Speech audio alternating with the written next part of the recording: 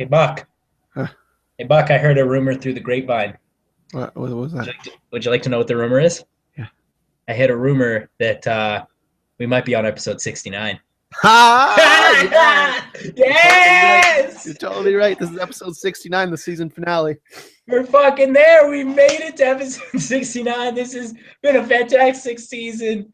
One And we're perfect ending. season, in my opinion. Perfect season. Yeah. I don't think any podcast could ever surpass this season. No, absolutely not. That's 69 hours of good content. Absolutely. Some maybe even more, because some of them leak into like an hour and a half territory. And Just that a couple Oscar hour and a episode, halves.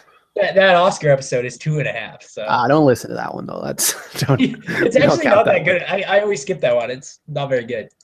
Well, the problem is like it's hard to riff off something that the viewers are not watching. Also, I find that's We're why doing when it you again, though. oh, of course we're doing it again. I'm not saying we're not doing it again. I'm just saying for the listeners, probably tune into the live show and watch it with us. That makes more sense to me. Yeah, absolutely.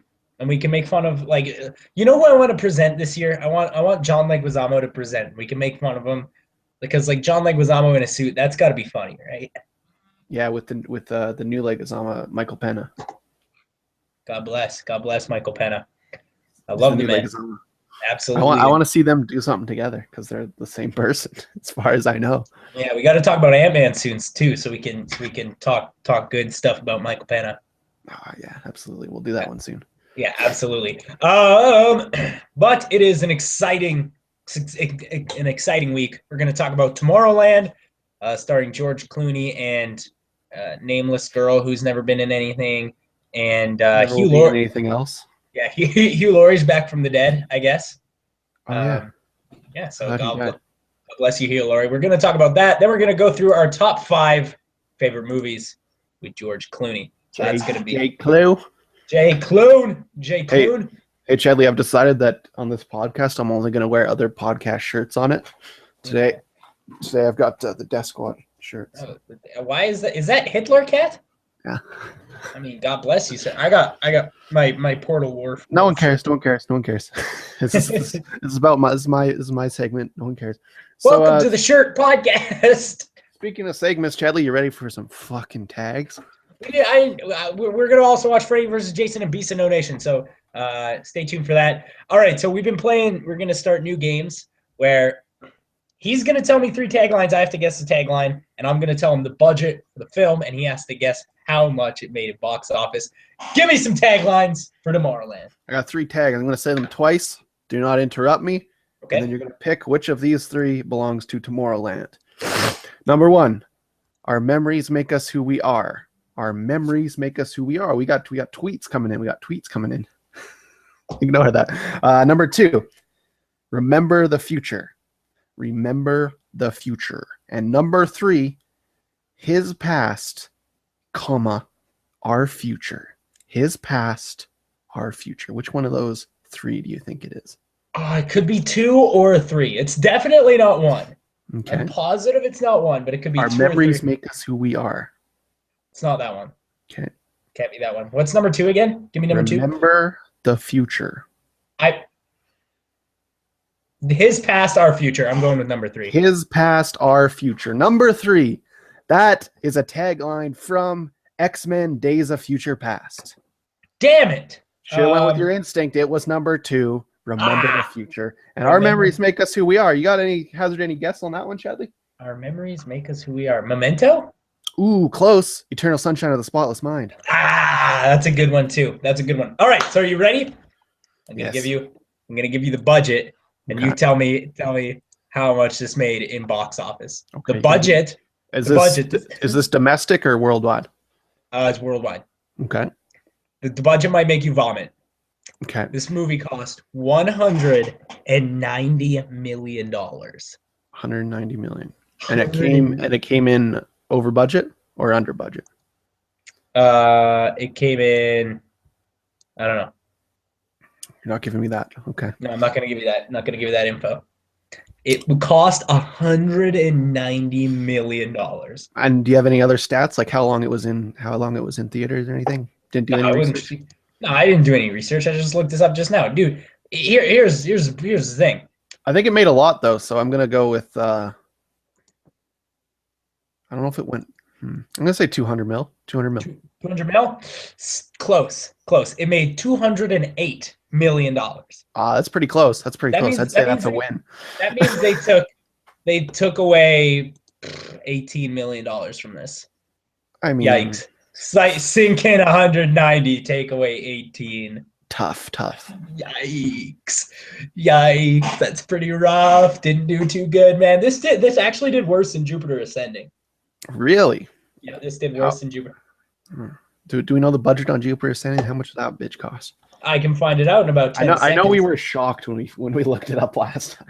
I think it was 150 million for that movie. I was pretty sure. No, it was 176 million. I lied. This movie actually did way better than Jupiter Ascending. Okay. Jupiter Ascending, 176 million, made 183 million. That's a turnaround of $7 million. Okay. On a huge sci-fi. That's how she goes sometimes when you're not Star Wars, you know. Yikes. But then again, on that 7 million, you could make all 5 of the original Planet of the Apes movies. Yeah, that's something completely different though, Chadley. That's 70s money. That's 70s money. That's now worth now it would cost $1 billion to make all of those movies, Chadley. That's 70s money. I would say $18 million on this. I would say that's probably a bomb. That's a bomb. Yeah, I'd imagine. And we can talk about it a bit. I think one of the main problems is because it's fucking an advertisement for their fucking theme park. Yeah, but they've done that before. They've taken like aspects of Disneyland and turned it into movies, and sometimes Haunted Mansion. Remember how good that did? Yeah, that was an example of it not doing so well. Pirates of the Caribbean. Okay. Pirates of the Caribbean is an example of it doing quite well. Sure. This was a gamble. They fucking shipped out a ton of merchandising for this movie, and then it bombed. I don't even think kids like this movie that much. Why would they? There's nothing for kids in this movie. I don't know who this movie is for. It's kind of dark. It's kind of dark, but they don't say fuck in it. Like, it's not like. Well, I think the problem with it is it's so goddamn convoluted and so fucking long that why would a kid sit through this? Can you legitimately sit here and explain to me what is Tomorrowland? What? I have no fucking idea what happened. Is it the future? Do they go to the convoluted fucking plot ever? And is it an opposite dimension? What the fuck is it? I don't know. You press a pin and then that's about. I zoned out about the time Keegan-Michael Key showed up and died, and then that was it. Catherine Hahn as well. Yeah, Catherine Hahn. That scene was not bad. That scene where she's fighting Keegan-Michael Key and Catherine Hahn in the comic book store, that's pretty good. Yeah, he was carrying that film on his back, Chadley. But he's just one man, you know? This movie is so incredibly stupid. Like, it's so dumb. And, here's the thing, is you go see Tomorrowland, and, you see the trailers, right? I remember when the trailer came out, I was like, oh, it looks fucking awesome because you see Tomorrowland, and it's this huge place. No, half the movie is going to be spent in Wisconsin. How would you like a lot of... My favorite corn-fed state. How would you like a robot just driving a semi-truck? Hey, you know what? You know what's a good movie that takes place, has a good cornfield scene? Freddy vs. Jason. We'll talk about that in a minute. Absolutely, we will. But this movie has a lot of problems. But I think the main problem is that they had a robot, and no. Here's the main. I'll tell you the main problem. There's fucking 700 robots in this shit. George Clooney doesn't fuck any of them. Here's the biggest problem with this movie. Are you ready for it? Yeah. George Clooney's love interest is 10. Not even figuratively. That's not even oh, it's just a really young actress. She's actually 10 years old. Yeah. The love interest doesn't fuck her. And he doesn't fuck. Well, he doesn't. I'm glad he doesn't fuck her. In this movie, that would make for a really, really uncomfortable scene. I want to look up. But she was a robot, though. That's completely different, in my opinion. I don't think it is, dude. She's still. Let's see. That girl, the girl who plays her. How old? What year are you born? What year were you born? Probably in fucking 98. I was born Like in 1972, Chadley. Thanks for what? asking. I was born in 1972. No, not you. I guess she's 11. She's 11. She's 11 years old. So, God damn you, fucking George Clooney, you weirdo. And like, I get that she was a robot, but that didn't stop it from being weird. That this old, disheveled man was in love with this 11-year-old. It Hey, didn't George make it. Clooney. Hey, maybe stop phoning it in all the time. He didn't go hundo in this movie. He just sort of He like hasn't gone hundo in like 18 years, dude. the The last thing problem he went hundo in was From Dawn Till Dusk. well, the big problem with this movie, and like I've seen George Clooney do this before as well, is that like he just kind of says his lines. Hey there. There's no conviction, absolutely no conviction from George Clooney Hi, I'm whatsoever. George Clooney. And it's too bad because he is a good actor. He is a really good actor. Oh, He big fan. He just didn't care here, and like it's so apparent. Like he walked in, they're like, "Hey, how much of that 190 mil are you coughing up to me?" And they're like, "I don't know, 30 mil," and he's like, 30 mil. All right, well, I guess I'm going 20% then. You know, like there is definitely a money to hard acting ratio, I'm sure. yeah. But although I'm sure Disney they tend to pay pretty well. I imagine They sweeten the pot too, I'm sure. Yeah, absolutely. They make it pretty appealing to be in the film. That's why Robert Downey Jr. keeps quitting and then coming back. You know how many times? Did you know that all actors can go into Disneyland for free? Really? Yeah. Is it if you're in SAG, you can go into Disneyland for free? I don't fucking know, dude. Oh, you just made that up, you son of a bitch. This movie actually premiered at Disneyland. This movie actually premiered at Disneyland, which is surprising. Now, here's the where did they screen it there? Is there a screen there somewhere? No, dude, there's like a fucking 90 screens there. There's like they probably screened it in like the Star Wars fucking theater or like they screened it in the Bugs Life theater. That's where I'd like to actually film in the Bugs Life theater. They probably screened it at the Honey I Shrunk the Kids theater. I would actually bet that because that's a big theater. Yeah, and it's got nice seats. So yeah, so I imagine probably. See, the problem with the Bugs Life one is it's hard as shit seats because they've got all those things poking out of it. Yeah, it's like part of the bit. Yeah.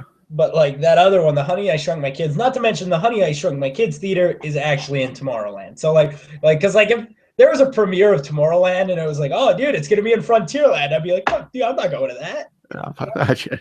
Fuck that shit forever. No, I'm going to Tomorrowland to see Tomorrowland, or I'm not going at all. Didn't they show Captain EO in there for a long time too? I think so. Michael Jackson thing.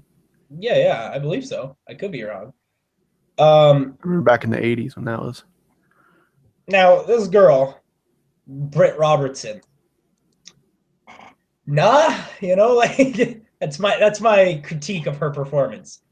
Nah. Yeah, she was not very good, dude. She's I mean, she's young. She's young, sure. That's not really an excuse though, because I've seen tons of child actors that are good. We'll talk about that when we hit Beast of the Nation in a bit. Remember Hunger Games? Do you remember that? Because Sure, Jennifer Lawrence was fucking awesome in that. She was going hundo. Same age, probably. Same age, I'd imagine. Yeah, Britt Robertson. So yeah, if you get anything out of this, Britt Robertson is 100% fuck no. Now we've talked about musicians acting before. Oh boy. Maybe not Tim McGraw. Like, was this his debut? I know. Been in other stuff? No, he's been Tim McGraw. He does more acting than he does fucking music these days. I'm pretty sure. I'm not familiar with his work. Let me take a look. Acting career. Yeah, he was in like Friday Night Lights. My friend. There's a lot of country music stars in Friday Night Lights. Yeah, he was in The Kingdom. He was in The Blind Side. And then he was in a movie, no surprise, called Country Strong with Gwen. I've seen none of those movies or TV shows. That's a pretty clean record. You've never seen The Blind Side? No. I've not seen The Blind Side. Blind Side's pretty good. I'm tired of those fucking movies where a white person comes into the urban youth and saves them, especially if they're starring Sandra Bullock, It is pretty much like that. But Tim McGraw's in it. And how is he in that? Not better? good. No, I mean, and like even worse because Sandra Bullock is good in that movie. Sure. Actually, no, she's only all right. I think her Oscars maybe was a little bit. So Maybe should have gone somewhere else. I saw Spectre yesterday, and that they played a trailer for that new Leo movie. Oh, Revenant. Holy fuck, that's gonna be a good film, dude. Yeah, that is gonna be explosive. I saw a trailer clip of it before, but this is the first time I saw it on the giant screen, and god fucking damn it, that looks like a good movie, dude. Sleeps in an elk. Speaking of, I was just thinking of that because you said Oscars and how Leo's not going to get one this year, even though he should. You know. Now here's the problem with. Are you gonna get to it anytime soon? Here's the problem with Tomorrowland that just fucking blows my mind. Is that this is proof, absolute proof. Brad Bird, don't direct live action. Well, Ghost Protocol is fucking unreal, though. Ghost Protocol is pretty cool. I'll give you Ghost Protocol. But he directed The Iron Giant, The Incredibles, Ratatouille, Tomorrowland. I'm sorry. These are all 5-star films. One misstep. That's one misstep. Fair enough. But like, it's a pretty. I still love Brad Bird. That's all I'm saying. This movie fucking blows dicks, though. Like, I didn't know. I passed out so many times. I didn't know what was happening. I'm like, what is happening? I also just found out that Brad Bird voices the monorail announcer in Jurassic World. Isn't Brad Bird like kind of like super attached to Disney? Like, doesn't he have like a Disney contract? Can he not do Universal shit? Who cares? He's helping him out. I don't know. He's his own man. Yeah, I guess Mission Impossible is not a Disney movie either, but it's just I expected more. I expected more from Brad Bird, and I was excited about this movie because it was like, oh, Brad Bird, director of one of my favorite movies ever, The Iron Giant. He's making a Disneyland movie, and it all goes back to Disney and the fact that. Hey, well, who the fuck? My question is, who the fuck wrote this? Because that's where I have a real issue. Because the directing is okay. It's not great though. Like you can definitely tell. Like the CG is bad in a lot of places, which is unexpected for a movie of this caliber. And this budget. Exactly. It's like it almost looks like that shiny CG. Like it almost looks like. It was like a lot of times it was great. But most of the time it was really fucking bad. And I'm like, what is it? It's so ugh. It's like 5 years ago CGI. And like as if they didn't want to advertise Disneyland enough, as if fucking It's a Small World has to be the portal into Tomorrowland. And it's like that fucking drove me crazy, dude. I almost killed myself. And that's like 4 minutes in. The first 15 minutes of this are absolutely baffling. Some of the worst filmmaking I've ever seen. Yeah, it's pretty shitty when he invents and what's the worst part is that he invents the jetpack and then it doesn't work and then the robots fix it in Tomorrowland and he's like, no, I invented this, and then he becomes famous for it. He didn't. He made something that didn't work and robots made it. God damn. I don't know. There's some is there like some heavy-handed messages in this or something? What's like the Disney? How does this Disney up? There's usually like, what was it? I don't even know. It's like about technology and future and kids and I don't know. Don't know. I don't want to piss. About imagination, right? Yeah, I think it's supposed to be about imagination, but at this point, who gives a shit? And like, you know what was not imaginative? The movie. Everything in this movie. It's surprisingly bad. Yeah, I don't know, man. I just don't know what to even say. Well, the problem is like it's so convoluted. How about Hugh Laurie? Let's talk about him for a minute. Yeah, I don't understand his character at all. Yeah, what's his motivations? I don't get it. He's trying to destroy the world, but like then at the end he's trying to save it, or like he just changed his mind, or he's just trying to save his own life. Or I liked his suit. Thought that was nice. Yeah, that was a nice little touch. I also really like Hugh Laurie, so it was nice to see him back. I'm a big Hugh Laurie fan. I just don't think this is his Michael Keaton Birdman. No, he's it's been confirmed Hugh Laurie is not back. Hugh Laurie is not in fact back. He is not back. But that's all the performances. That's pretty much every performance. Hugh Laurie, he wasn't very good in this. All the kids are shitty. The funniest They're person in the so movie, bad. like the best person in this movie is Keegan-Michael Key. Like that's not even a joke. That's Yeah, not no. even like a bit we're doing. He's actually the best actor in the movie. Well, he's actually talented, and that's the problem. You know what? You know what's interesting though? I remember this was in the theater at the same time as Pitch Perfect 2, and both of those movies were saved by Keegan-Michael Key. So that's pretty interesting. It was just him trying so hard to keep it afloat. Yeah, I'm also pretty done with seeing Judy Greer and stuff. Why is she in dare you? Why is she in so much fucking I adore stuff? Judy Greer. How dare you? She's in this and Jurassic World and Ant-Man. Like, why are we giving her so many? What the fuck? Is there a movie where she's topless? Show me that one. Yeah, there was. Oh, what? Really? Yeah. What's it called? I've seen it. Can't remember what it's called. Hold on. I gotta Google this now. I'm gonna Judy Greer. Judy Greer. She's got a set on her. Topless. Really nice. As Judy. Oh wow.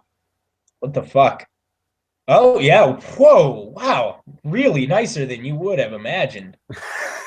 For sure. Jesus. It's a good pod here. Jesus Christ. You don't know that. What was that movie? What? What's the movie from? I don't know. I'm just seeing the tits, dude. I don't know what the movie is. Let's see. Nudography. This is a real website.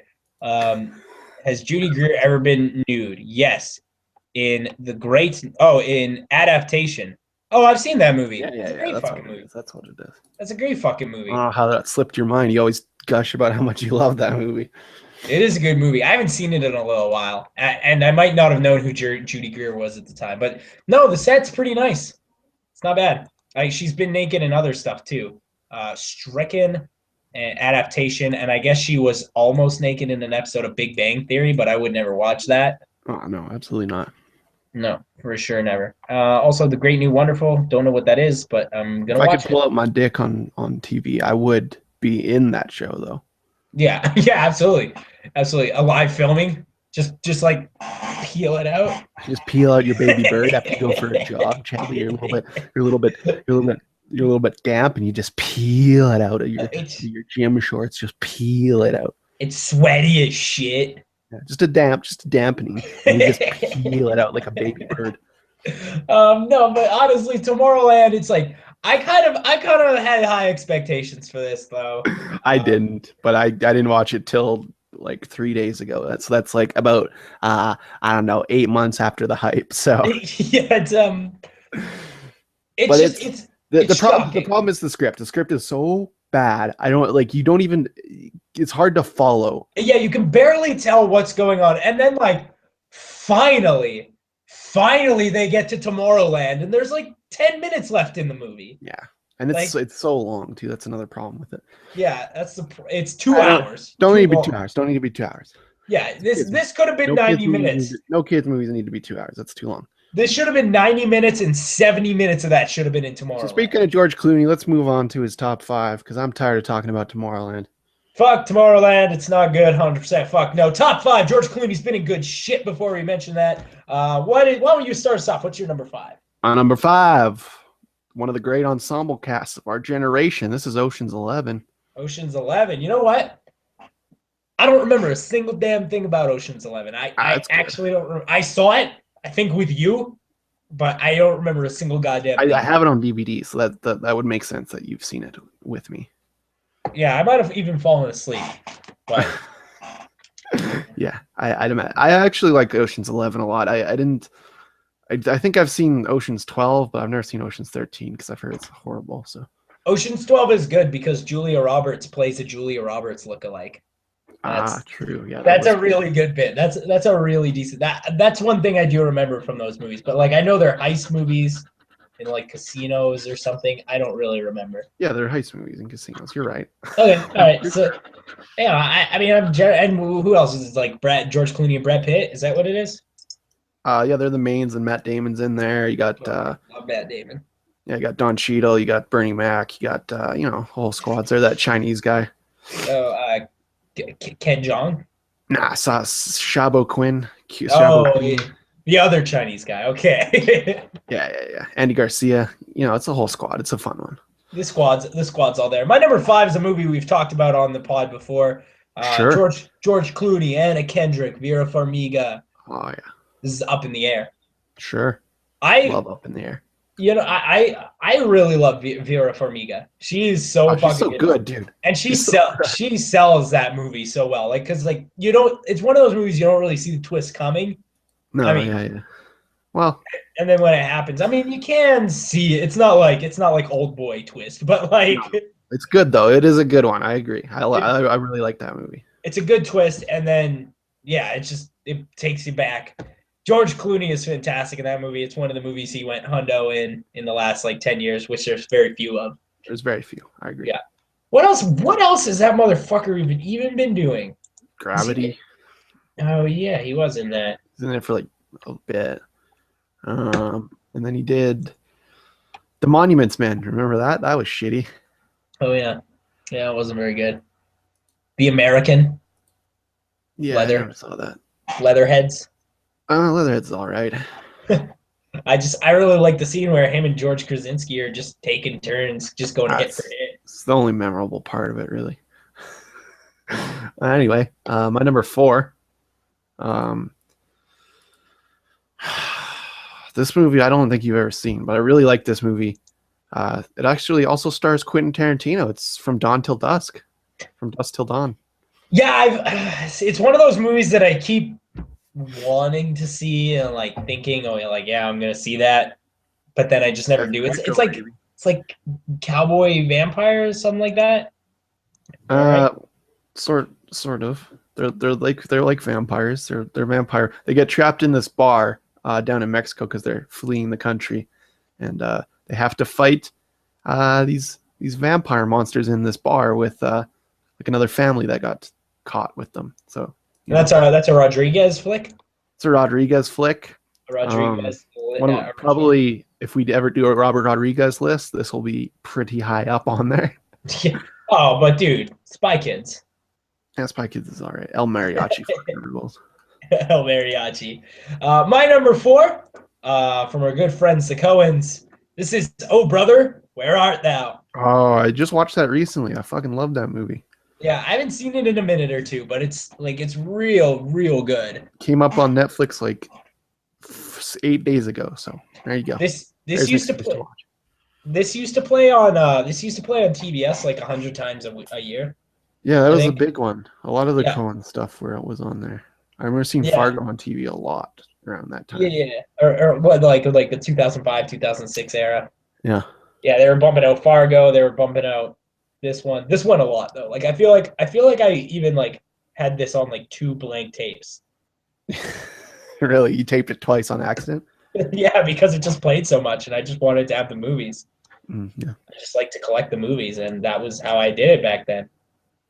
It's a lot easier now. Yeah, absolutely. Welcome to the future, Jen. Welcome to the future. Welcome to Tomorrowland. Can you imagine telling your kids what it was like to watch a fucking movie back in the day? Yeah, you had to fucking and like when you were watching it on TBS, you had to stop it at the commercials and then hit record. Can you imagine telling your kids how hard it was to steal a movie back in the day?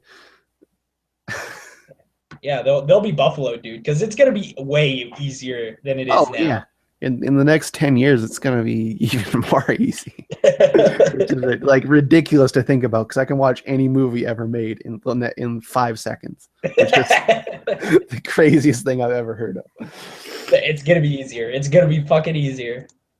Yeah, that was my number 4. Did you say your number 4 already? Yeah, that was from Dusk Till Dawn. Dusk Till Dawn, right. Where George Clooney looks young. My number 3, we already talked about it, Up in the Air. Absolutely fantastic movie. You got to check it out if you've never seen it. Yeah, I love that movie. Actually, I was like, that came out right around the end when I stopped buying DVDs, but I do have a copy of that because I don't think I have that one on DVD, but I've got it somewhere. But yeah, absolutely. My number 3. It's the only animated flick on this list. My number 3 is Fantastic Mr. Fox. See, that's my number 2. He plays the Fantastic Mr. Fox. It's so much fun. It's George Clooney. It's Meryl Streep. Who else is it? Jason Schwartzman, Schwartz. Bill Murray, the whole Murray. Wes Anderson gang is there, plus Whole George cast. Clooney. The whole Willem Dafoe. gang. Yeah, Willem Dafoe as the Rat. That's one of my favorite roles in history. Love him. Love him. Love the man. Love the Rat. So yeah, that's my number 3. Your number 2. My number 2. This is another Coen flick, and this might not be like popular, like the most popular choice for Coen Brothers movies, but I fucking love it. My number 2 is Burn After Reading. Yeah. I don't like that movie very much. And you know what? It's one of those mixed movies where you either really love it or you really hate it. I think Brad Pitt is fucking I have not seen it hysterical. since it's come out though, so it's due for a rewatch. You might have to check it out because it's really funny. John Malkovich says "fuck" in that movie more than any other word. I remember John Malkovich being great, but yeah, I don't remember much else about it. There's no line that I can think of in the past 10 years that is better than "you might want to think about the protection of your shit." It's good stuff. It's good fucking stuff. It's not a bad Malkovich. Loved Malkovich, friend of the show. We're at that point now. What's your number 1? My number 1. A favorite of mine. I don't know if it's that popular, but I think it got good reviews. It's called Three Kings.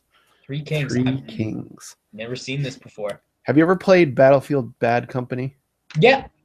That's what it's based on. That's what Battlefield Bad Company is based on.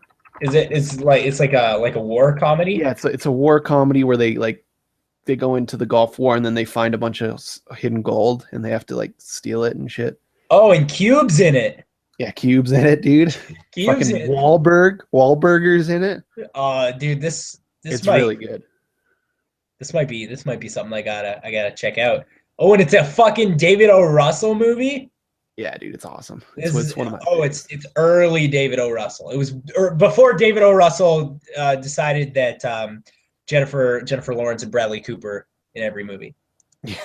Yeah, but it wasn't before he realized that he loved Mark Wahlberg. Absolutely. Around the right time.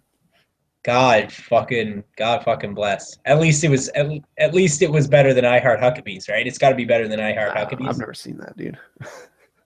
It's not good. I've seen most of the rest of his stuff though. I've seen The Fighter is probably his. No, I'd say Silver Linings Playbook is probably his best one. Yeah, I like Three Kings a lot, but I'd say Silver Linings is probably a bit better. Probably the best. David O. Russell, my number 1. American Hustle kind of sucks. I didn't think it sucked. I was just kind of. It's not great though. I was a little bit underwhelmed. Again, I haven't seen that since it's come out, so I probably could rewatch it. But there's a lot of other stuff going on. My number 1. It's a fantastic movie that you might have heard of out of the year 2011. This is an Alexander Payne movie called The Descendants. Yeah, that's a pretty good movie. Yeah, absolutely. Matthew Lillard. Yeah, Matthew Lillard's in it. Matthew Lillard acting his ass off. God damn, that came a long ways from fucking Scream and Scooby Doo. Christ. And Nick Cross is in it, and I love the Cross. Yeah, fucking with the boyhood kid, and he is fucking hysterical in this movie. Shailene Woodley, she kind of came out of nowhere, and now she's like famous as shit, but she's still not good. So she's better than she used to be, though. She's better than she used to be. Matthew Lillard. Hey, we never mentioned this. We never mentioned this before. On the topic of Matthew Lillard. Why did Matthew Lillard randomly show up in the movie Bloodsucking Bastards for like a second? Was he in that? Yeah, he was like he was the guy that they were waiting for the entire movie, and then he showed up. And it was Matthew Lillard. I looked it up and everything. Why was he in that movie? I don't know. Yeah. I actually, you know what? I rewatched that Scooby-Doo movie, like the original one with Matthew Lillard. It's fucking terrible. But God damn, did they ever cast that movie good? That is it's a perfect cast. Matthew Lillard, there's no Freddie better. Prinze Jr. Freddie Prinze Jr. Even after that shit, he just left acting, dude. He was like, I'm good. He just got into acting so that he could be in those movies. Yeah. He was like, all I want to do is be in a Scooby-Doo movie. That's all I need. Yeah, man. But no, Scooby-Doo. Freddie Prinze is actually the coolest guy ever. I heard him on a podcast the other day, and he's fucking awesome. Scooby-Doo. It's not a very good movie, but like, No, it's fun though, because that was like right around the time when I like shitty movies. So yeah. And Linda Cardellini, perfect Velma, perfect yeah, Velma. absolutely, She would look nerdy, but I still wanted to bang her. Perfect Velma, absolutely.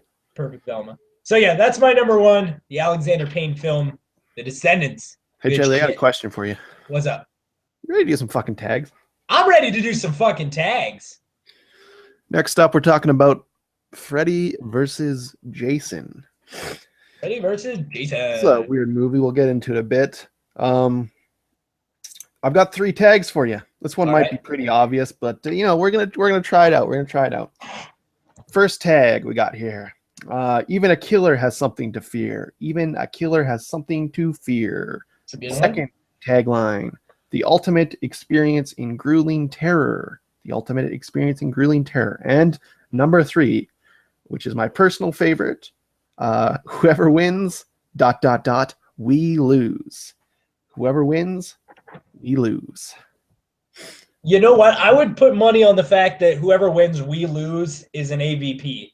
Is an AVP one. Ooh. Am I right? Nope, it's not. It's not. It's not? Okay, I'm gonna say whoever wins, we lose. That's Freddy versus Jason. That's not correct. That is a Mega Shark versus Crocosaurus tag. Oh, you know what? I think I've read that before. Now I feel like an idiot. Okay, what were number 1 and 2 again? Even a killer has something to fear. Ultimate experience in grueling terror. It's gonna be even a killer has something to fear. Even a killer has something to fear. That is correct.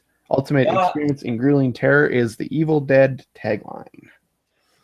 Like the new one, the reboot. Nope, the original. Oh, well, God bless.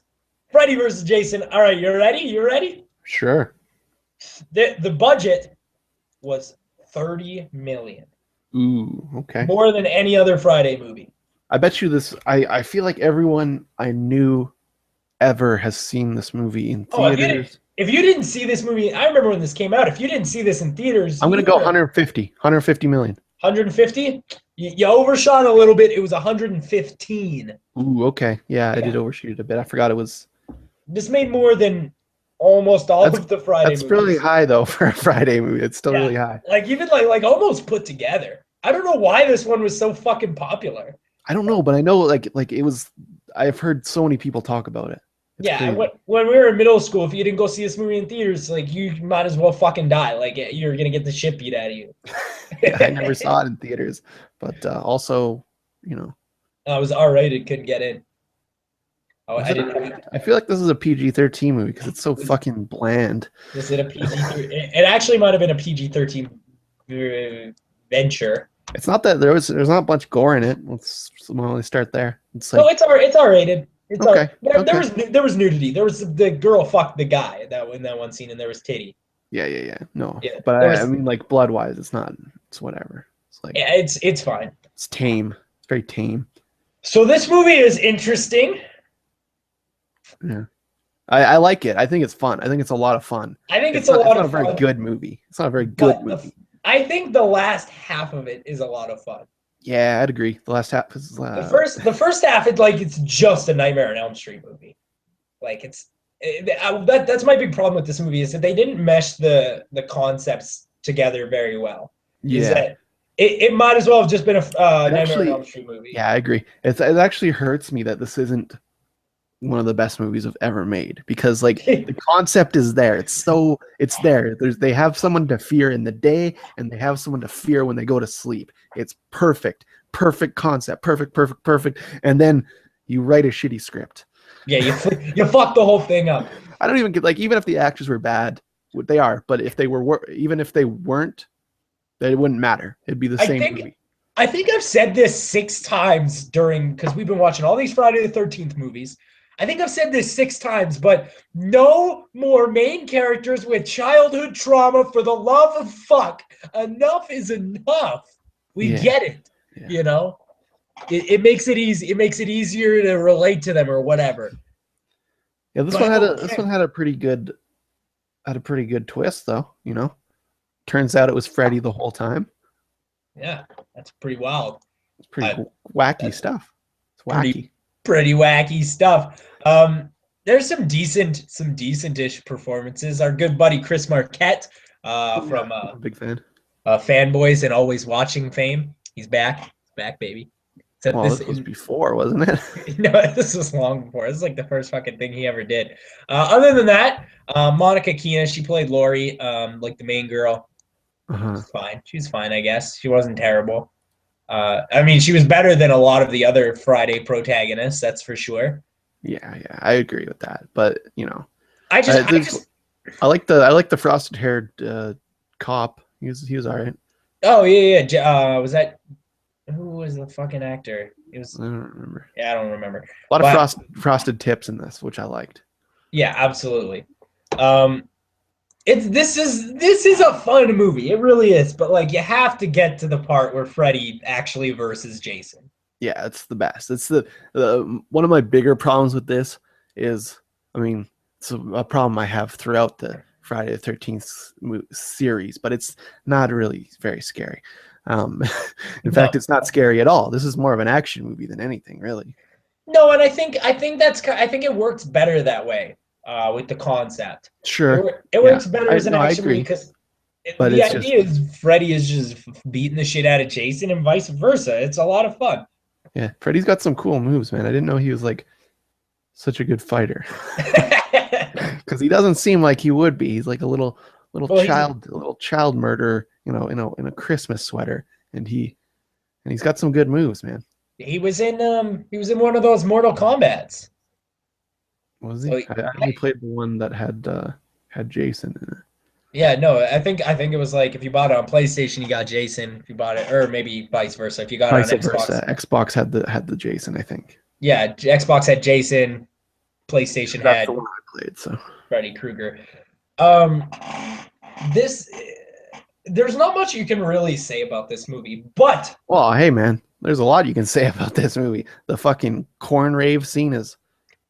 I want to talk about the corn rave scene real quick. Yeah. It's art. The corn rave scene houses the best line of dialogue in human history. Oh yeah, corn rave scene.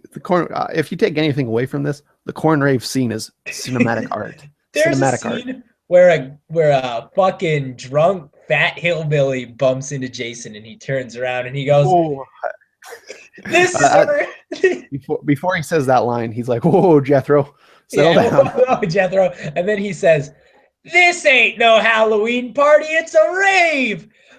Preceded by, "Why don't you go find a pig to fuck?"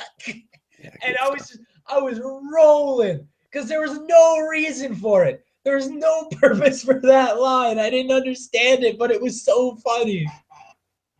Yeah, there's definitely a lot of one-liners in this. Some of them are good. Then you got some bullshit. Where they're just like running around in a fucking mental asylum. Yeah, how do you feel about that? Because I'm not a big fan of that scene. But I did like when he smokes the weed and then he sees like the fucking thing smoking opium and he's like, "What do we got here?" Yeah, the fucking Freddy monster that had the hookah. Yeah. Caterpillar from fucking Alice in Wonderland. It was hilarious. I like that he goes to smoke the hookah too. And like he was gonna share the hookah with the monster. What do we got here? My turn? Do you want to take a turn? Oh man. That's the only part of that that's really redeemable. The rest of the scene I found to be really dry and sort of distracted from the main plot, which is fine. And it's weird because I don't know how Freddy took over that kid. Yeah, no, it just. It's not explained. It doesn't really matter, I guess. There's a lot of stuff that's not super explained here, and like the whole like bringing Freddy back into the real world. Now they did that in the movies, the Nightmare on Elm Street movies. But you got to remember that maybe if you're watching this, maybe you haven't seen all the Nightmare movies. Maybe you're watching it because you like Jason. You have to sort of, like, if you're going to use both universes, you kind of have to explain at least the bare minimum of why that happens. But more confusing than that is that these characters never, like, came to a logical conclusion as to why they could pull Freddy out of the dream world. Yeah, that was interesting. They were just like, I bet this would work. And it's like, yeah, but if it doesn't, you're going to die for sure. Sure. Now, Robert Englund looked like he was having a lot of goddamn fun on this one, though. Yeah, Calling no, everybody bitch, you know? yeah, he absolutely was. Welcome to my world, bitch. But one thing I did find strange about this movie is that this is a versus movie where we have two different sides. You got the Jason side and the Freddy side. Now, they're both antagonists, so they absolutely had to give you somebody to root for. And in that respect, I think they softened Jason up quite a bit to make They him. made him like a hero. It was weird. Yeah, they made him a little bit more likable, and I'm not sure that I was super into that. And then Freddy's always been like a notorious shithead, but I feel like he was a little bit shittier here than he was in the Nightmare on Elm Street movies. Yeah, I agree. It was weird. He was softened up, and They kept showing like kid Jason getting bullied and stuff, and it's like we get it. Although the scene where Freddy Krueger, because he's definitely not a hero. There is a scene where Freddy Krueger fucks a camp counselor, which is pretty good. Yeah, I enjoyed that a lot. That's some golden stuff. I like how quickly they got, like, I'm not sure where in the universe this works out to be, but I don't know where Crystal Lake is. I guess it's somewhere near by Elm New Street. York. Yeah. Well, where is Elm Street? I haven't seen those movies. Where do they take place? Fuck, I don't know. I just know Elm Street in like Upper New York, because like that's. Maybe like New Jersey somewhere. Yeah. It doesn't say on the IMDb, as far as I can see. Well, that's okay. It's a lot of fun. It's not good, but it's on the same level. It's not quite as fun as Jason X. It's fan service. Like, honestly, it's absolutely. Just it's an hour and a half of fan service, which is fine. Basically, what we get here. What I like so much about the fan service in this movie in particular is that they had the fight. Jason and Freddy had a fight in the boiler room, like the classic Nightmare on Elm Street location in the boiler room, and then they took it to Crystal Lake, the classic Friday the 13th location, which I really liked. You got to do that. Yeah. I liked the idea of like Freddy Krueger using Jason to instill fear and make people think like, oh shit, that's Freddy Krueger. Sure. So at the beginning of this movie, I wrote this down because it's something to talk about. But the girls were playing Fuck, Marry, Kill. Yeah. With Mo, Curly, and Larry, first of all. So what do you got for that, Chad? Let me take a look. I'm trying to remember which one is which, because I know which ones I'd fuck, marry, and kill. Absolutely. See, I would kill Mo. I'd fuck Curly. And I'd marry Larry. Let me take a look. Kill Mo, fuck Curly, marry Larry. Okay, which is the one with the toupee? That's Mo. Okay, and which is the one with Curly's the fat guy. Curly is the fat guy? Yeah. Okay. Played by Will Sasso in the new movie. Yeah, one of them was played by. I'd fuck him. Yeah. Okay, so the fat guy's Mo, you said? Curly. Mo's the guy with the toupee. Mo's the guy with the toupee. Larry is the guy with the weird hair. Yeah, he's kind of smart. He's a smart one. I'd kill Larry for sure. I would fuck the shit out of Curly. Yeah, me too. I agree. That's one we can agree on. And then I'd marry Mo. Okay, that's fair. I'd marry Mo. I would fuck the shit. They didn't play it, but they did mention Scooby, Shaggy, or Freddy J-Town. What do you think on that one? I'd fuck the shit out of Freddy J-Town for sure. Scooby, Freddy, or Shaggy? I'd definitely kill Shaggy and marry Scooby. I'd kill Scooby for sure. Scooby. I'd fuck the shit out of J-Town. Absolutely. And I would marry Shaggy. Absolutely. For sure. Me and Shaggy, we could just like. I feel like Shaggy would be a good spouse because like he doesn't mind living in a van. Like he likes to get high all the time. Absolutely. He eats copious amounts of food without any judgment. He doesn't have a job though, so you'd have to care for him, and that's a problem. Scooby's an old dog, dude. He's gonna die soon. The problem with Shaggy though is that like if he doesn't want to get a job, I feel like it would be really hard to keep the fridge stocked because he eats everything in one bite. Yeah, that's true. He's still hungry. I think what we can all agree on is we'd fuck the shit out of Freddy J. Yeah, we'd fuck the shit out of Freddy. Absolutely. All right. So you got any final statements on Freddy vs. Jason? We're actually at 50 minutes already, so. It's fine. I would watch it again. Freddy versus Jason. It's fine. I've seen it before. I'll probably see it again. Yeah, it's a lot of fun, especially if you want something like a quick, fun one. It's not a bad choice. If you want to see Freddy Krueger playing pinball with Jason Voorhees' body, yeah, I mean, check this out. Sure, yeah. Yeah, absolutely. Up next, we have a Netflix original. This movie is called Beasts of No Nation. Now, this movie. Ready to do some fucking lines, Chad? Oh yeah, right. We're doing taglines. I forgot. Give me some taglines. Okay. This is so we got 3 tags here. They're kind of long, so I might just say them once. Life is in their hands, death is on their mind. Life is in their hands, death is on their minds. The greatest sin of all is risking nothing. And child captive killer. It's child captive killer. It's gotta be child captive killer. That's correct. Okay, give me the other ones again, and I'll see if I can see what those ones are. The greatest sin of all is risking nothing. Why do I want to say Tom Cruise? Is that Vanilla Sky? It's not. It's actually another movie that was directed by the Beast of No Nation director. That's Sin Nombre. Oh, dude, Sin Nombre is so greatest good. sin of all. I can't believe. I'm so excited. I'm so excited to actually get to talk about Sin Nombre because Sin Nombre is fucking amazing. But and life is on their mind, death is on, or life is on their hands, death is on their mind. What do you think that's from? Blood Diamond? Ooh, close. 12 Angry Men. 12 Angry Men. Oh, that makes sense. Oh. That makes a ton of sense. All right, so bear in mind that the same day this released in theaters, they also put it directly onto Netflix. Yes. The budget is $6 million. I don't think it made anything, so I'm gonna say 30,000. You undershot it a little bit. It made $86,000. Okay. $86,000. Pretty low, but it's also a Netflix original. Makes sense. So it's really just to drive traffic to make people buy subscriptions, Yeah, absolutely. And like if you would rather go to the movie theater to check this out than take your 1 free month trial of Netflix, then God bless you. I think it might be good. I think it might be good on the big screen though. That is the thing. It's beautiful. It's a beautiful movie to look at. Absolutely. This is deep.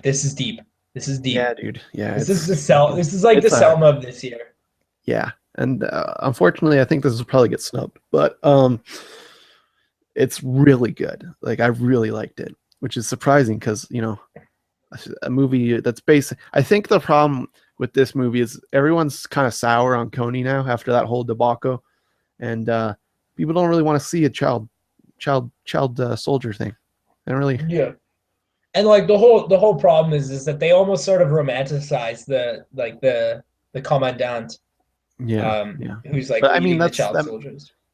Yeah. But that's the way it is. That's the way it is. And like that's a child's perspective though. So yeah, absolutely. And that's the way it is that when a child becomes a soldier like that, they don't think like child soldier the way that we do. They think like this is what I have to do. Right, and it sweetens the pot when Idris Elba finds like a nice little kid that's got his father and his brother just killed. So now he's got no male influences, right? So he can manipulate him, and that's what these guys do, which is fucked up. But I get it. Now you said you think that this movie's gonna be snubbed, which I agree with. Yeah. But for the love of fuck, if Idris Elba isn't nominated for Best Supporting Actor, I might be done. The kid is amazing also though, so it's crazy. Yeah, everybody is really fucking good in this movie, which is weird because like most kids around that age, like we get shit like the kid from Jingle All the Way or the fucking robot from Goddamn Tomorrowland. But that's changing. That's changing. There's good kid actors now. There's good kid actors now. Yeah, like not really surprising. Nick Krause, who we mentioned earlier, he's not bad. Yeah, he's fun. I like him. I enjoy him. But yeah. It's intense. This is funny because I had my notebook for writing notes and stuff, and the only thing I wrote is chop that head. Chop that head. Yeah, when he's fucking bringing it down on the guy's head. Yeah, it's a quick descent, which is interesting because this movie's long, but it's like a quick descent into his morals dropping, which is interesting. Yeah, it's pretty. I would you off guard, and I think that's intentional. It's almost like like you almost expect, like when I knew this was about child soldiers, but I almost expected for him to be picked up by the government and have to be a child soldier for the government. But what happened, uh, what happened is I didn't expect. I honestly didn't expect for him to be picked up by a rebel group. I don't know why. It's not that huge of a plot twist or that far of a deviation from stuff that actually happens, but I didn't expect it. And then when it happened, like you feel bad for this kid, especially because in his Sure. like little platoon, he makes friends with everybody else, and you just sort of see everything sort of crumble before everyone in this movie, and it's heart-wrenching. Oh It yeah, is dude. it is heart-wrenching. It's not exactly, I wouldn't say it's super sad. Like No, it's I didn't sad. cry. I didn't cry. I I didn't I didn't didn't cry in cry. Everest. I didn't cry in this. I didn't cry, and I'm a baby. I'm a baby boy bitch. I didn't cry, but I was sitting It's there more sort of. shocking than anything, Yeah, really. I'd say it's like it's hardcore. Like Yeah, it's yeah. really hardcore. And in that respect, And it's not even the violence. Like that's not even really. There's only like that one no. chop the head scene that's like any violence. It's just like the whole concept is just a shocking thing in general, really. Yeah, my SO was sleeping and she comes out and she saw just that scene and she was like, "Why are you watching a fucking gory movie?" I'm like, "It's really not, it's really just a really honest take on something that's a legitimate problem." One thing I did really enjoy about this movie, I don't know if you noticed this, but never once, not even once, did they say what country they were in. Yeah, and I think Not that's even once. intentional again. Yeah, it's intentional because this happens in every country in Africa. Like it's really a problem. But it's fucked up. It's fucked up. It's hard to watch, you know. It's uncomfortable because it's so real. Yeah, and like it's a really good shot movie. I really like the costumes too, with like the toques they were Yeah. wearing. Yeah, I'm yeah, like, those did are good. fucking Forrest Fugio Gate design this movie? Come on. Yeah, and like we mentioned earlier, is that like a lot of the actors are really good, particularly the main kid and Idris Elba. But even some of the smaller parts, like the kid who played Striker, like Yeah, you'd be surprised, man. He was really good. I think all around the cast was incredible. Really. One thing I would recommend though is that if you're watching this on Netflix or wherever the hell you're watching it, put subtitles on.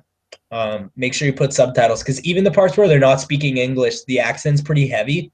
Um, Maybe I didn't that's really just have that much trouble with it, but you know, I put subtitles on. I would that would be my recommendation. But on that same note, I would also say absolutely 100%. You absolutely have to see this movie.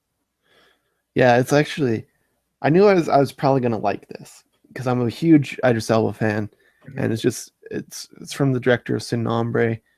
Which This is is and it another really it great also movie. it also reminds me a lot of City of God, the way it's kind of shot and everything. I've never seen that, but I've heard it's good. Yeah, City of God's unreal. It's another foreign film. Yeah. Great soundtrack on City of God, and I also I thought the soundtrack was pretty good on Beast of No Nation. It was kind of, it's one of those ones that's good and you don't notice it, but it's always Yeah. there. Yeah. Absolutely. It's like it envelops you in the reality of what's going on. I'm trying to think of other things to say about this movie other than it's realistic, it's hardcore, it's fucked up. You have to see it. You have to see it because like there's just there's too much ignorance now, like there's too much ignorance. People fucking grow up and be like fucking 14 in Canada and not realize how awesome they have it. Well, I think that's like one of the points I made earlier is like this whole topic has been destroyed by that Coney 2012 thing. Yeah, absolutely. Because people were so hardcore about it, but they didn't even really know what they were being so hardcore about. If this would have came out first, I think that would have been good. Yeah.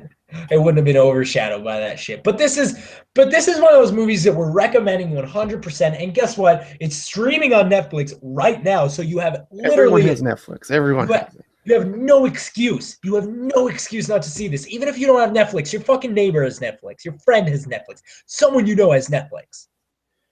Yeah, and it's done all right, but like out of it on the first weekend it did 3 million views. It's the only time they've ever released Netflix has ever released stats like 3.8 million views or something, and that like considering their user base, I don't know if that's good because they've got like 12 million subscribers just in the States, right? Yeah, but you also have to like think about it like this. Like, what was it? 3.8 million. Yeah, something like that. Now imagine. Obviously, those were people who knew that it was coming out because it was the first week. They knew it was coming out. Sure. They wanted to see it. Those are people who, if it had been exclusive, if it had been exclusive to theaters, they might have gone and seen it. Right, right, So right. 3.8 million. I'm doing a calculator thing here. 3.8 million. You times that by how much is a ticket nowadays to a movie? Fucking $15. That's like 12 to 15. All right, we'll say $15. This would have made 57 million.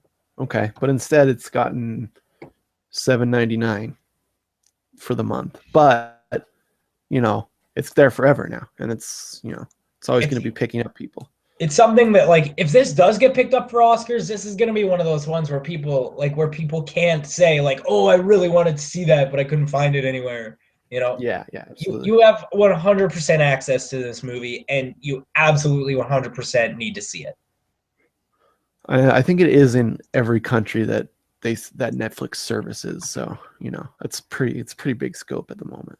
Yeah, I think they're I think it's a good pickup. It was a good pickup for them, which I don't understand is following up with a racist Adam Sandler movie. I think that's a bit of an oversight by Netflix. I just looked this up because I was curious. All right. So the budget for this, Netflix looked at this script and said, we'll chalk over $6 million. You want to take a wild stab at the money they chalked over for Ridiculous 6? How much? $60 million. They chalked over 10 times more for that joint than they did for Beast and No Nation. Well, I think Netflix didn't pay for all of this one. I think it's like a co-production. So, and then Netflix picked it up. Yeah. That's very, very, very likely. So I think it was probably a good pull for them because cheaper than the Adam Sandler movie, and it's the Adam Sandler movie is going to do well, I'm sure, on Netflix. But I'm really excited because this Kerry Fukunaga guy, it's his name, but this Kerry Fukunaga guy who directed this film, and he directed Sin Nombre. Yeah, this might skyrocket his career. I'd hope so because he's good. Sin Nombre is really good. I love Sin Nombre. It's a fucking fantastic film. So, looking forward to that. You have no excuse not to check out Beast and No Nation. Absolutely 100% see this movie. Yeah, it's great. One of the, when it comes to Oscar seasons, I liked Everest, but this has really got me horned up for it. Yeah, this is way better. I'd say this is way better. Yeah, I'd agree. Trailer trash. Number one thing I want to say on trailer trash is, hey, Disney, do we need 2 Star Wars trailers a week? Do we need that many? I'm trying not to watch them. I don't really want to know anything about it. I think that's the only way it's going to save me is if I know nothing about it. Yeah, I've stopped watching them because I don't want to know anymore. I want it to be a delightful surprise. I'm really excited. I'm really excited to see Oscar Isaac and John Boyega. Yeah, and Domhnall Gleeson. Is he in that movie? Yeah, Domhnall Gleeson's in Star Wars.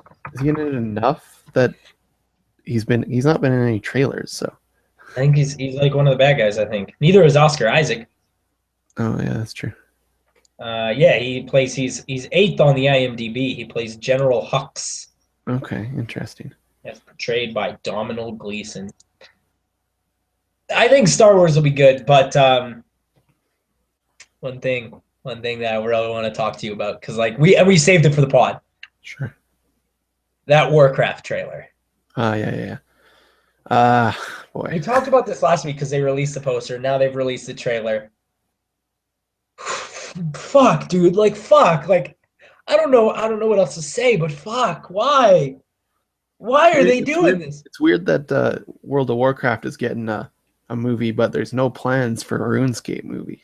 That kind of boggles my mind. That pisses me off for sure. Yeah. Why? I'm so confused. I'm legitimately baffled by the existence of this. But it might be one of those things. Remember when the Halo movie trailer came out and then they canceled it? I'm hoping it's the same sort of thing. No, dude, it's fucking finished, I thought.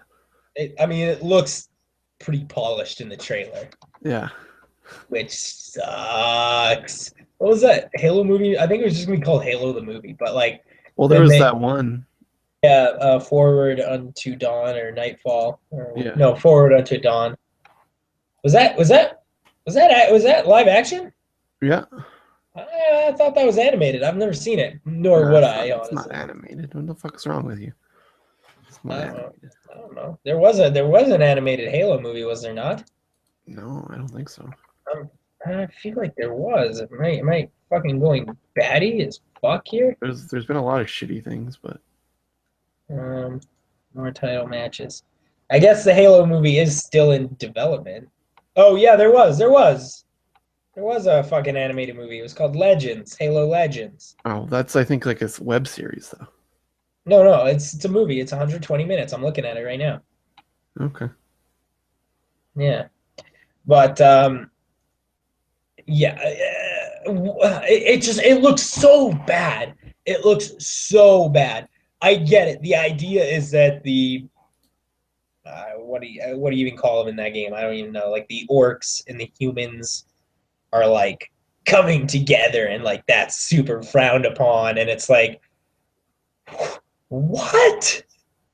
What? Who cares? Who fucking cares? Like nobody, no big Warcraft fan sat up, waited for that trailer, and went, "Oh fuck, dude, that's amazing. Shit, that looks good." You know, like it looks like a bastardization of something that I'm already not super fond of. Yeah. Well, we'll watch it, I'm sure. So we'll Yeah, talk about it then. they'll find a way to fuck it up. We'll watch it, and we'll probably laugh at it.